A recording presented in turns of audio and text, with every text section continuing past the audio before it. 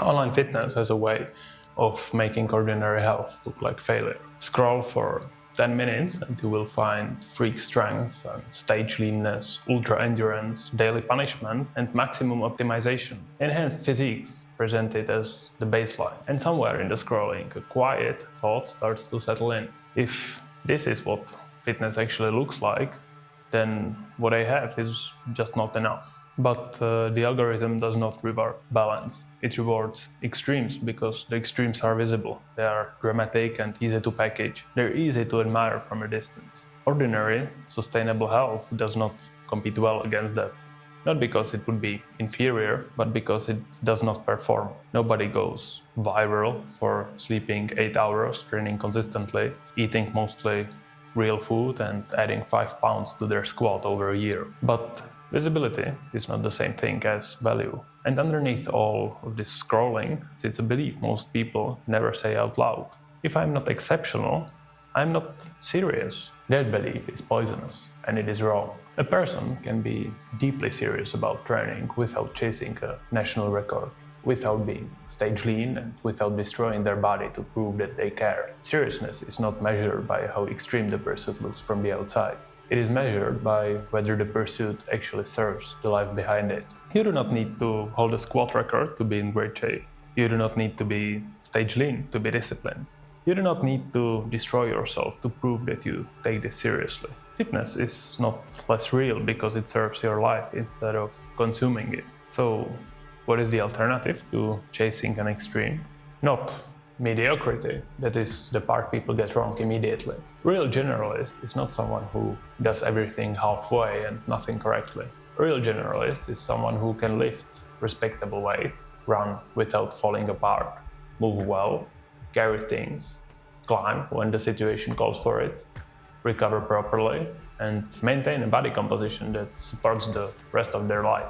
Train consistently enough that none of this is ever in question. Capability is not the comfortable middle between greatness and laziness. It's a standard of its own, and that's not average. For most people walking into a gym today, that standard is already well above what or where they currently stand. It does not need an asterisk. It does not need to apologize for not being a specialty. A capable generalist is not a failed specialist. He is a man whose body serves more than one purpose. Capability is not a compromise for people who could not become excellent. It is a different standard.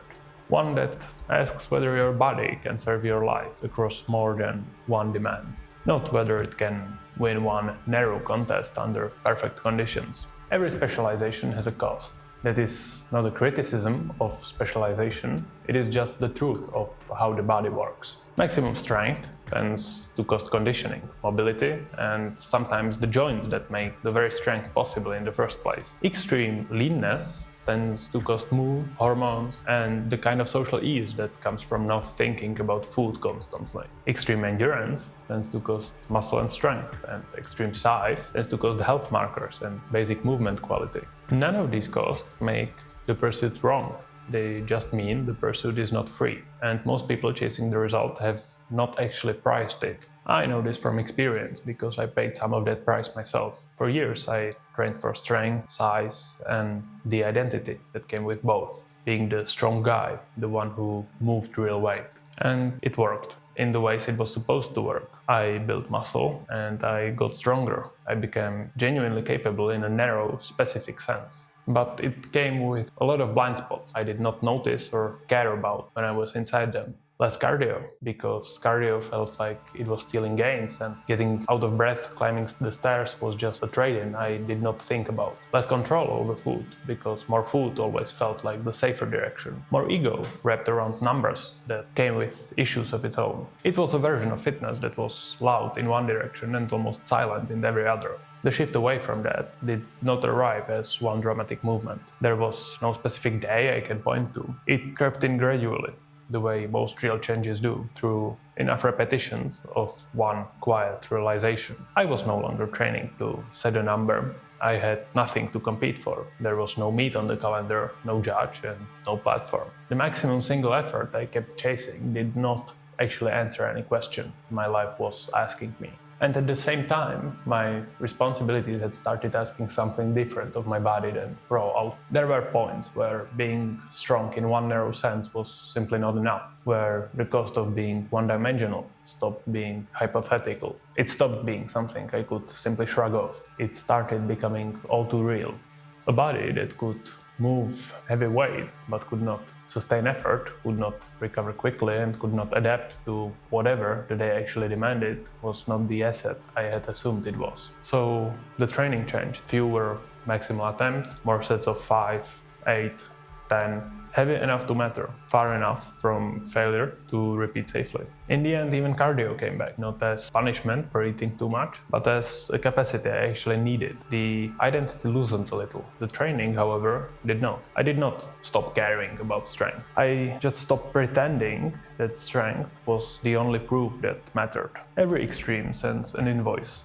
Make sure you actually wanted what you bought. Most people would benefit from asking themselves one plain question before they choose a direction. What do I actually want my body to do? Do I want to compete? Do I want to look good? Do I want to be healthy? Do I want to be strong enough for whatever my life actually throws at me? Do I want to run? Do I want to be useful to the people around me? Do I want to age well instead of falling apart on schedule? Do I want to stop feeling ashamed every time I catch a glance of my reflection? These are not the same goal, wearing different clothes. They all require different sacrifices, different training, and different relationships with food, recovery, and time.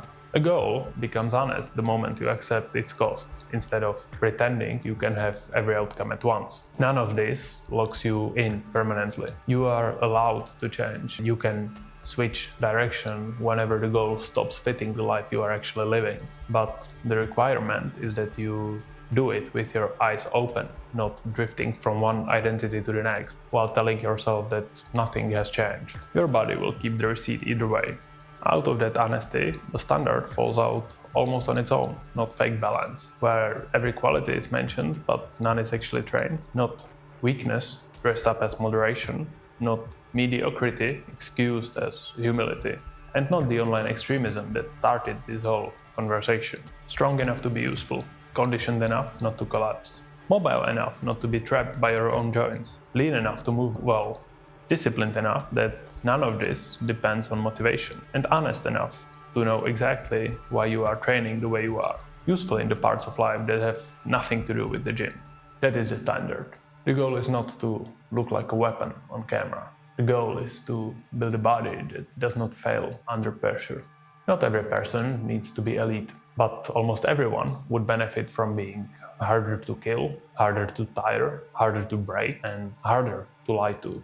You do not need to be elite to be fit. You need to become capable enough that your body stops being the weak point.